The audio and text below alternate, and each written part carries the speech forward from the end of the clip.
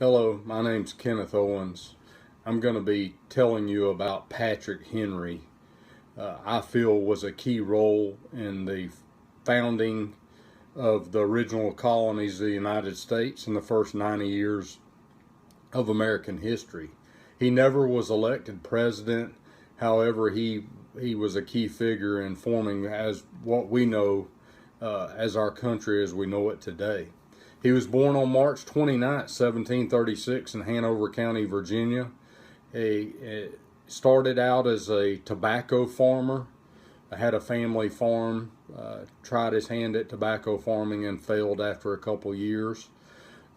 He worked at a tavern after that was owned by his father-in-law across the street from the courthouse. He had contact with several attorneys and thought he could represent people well and that he was a good speaker.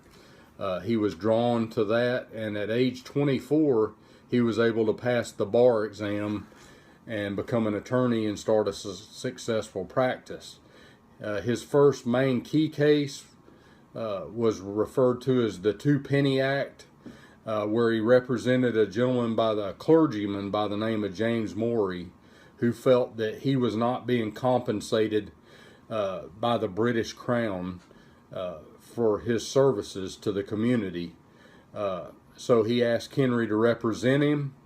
They won the case. It was referred to later on as the Parsons Cause, which was one of the most important cases in American colonial history. Mr. Morey only won one whole penny out of the case, but this put Patrick Henry on the map as a prominent politician in the Virginia area. It was said that he even called the tyrant, that Henry even called the king a tyrant during the case. In 1765, he continued his history, moving through history against the Stamp Act, and his efforts were rewarded by having a resolution passed. In March 23rd, 1775, at the Virginia Convention, he spoke to the people, which set his legacy into history. He made his closing speech shouting, "I know not what course others will take, but as for me, give me liberty or give me death." Another milestone in his career, in 1776, he was elected the first governor of Virginia, where he held 3 consecutive terms, and then again later in 1784 was elected governor again for 2 more years. He was against the founding of the Constitution, or the forming of the Constitution. He was one of its loudest foes. He felt that the Constitution was going to form monarchy yet again against the people, which they fought so hard to get away from. He was asked to come to the Virginia Ratification Convention in 1788.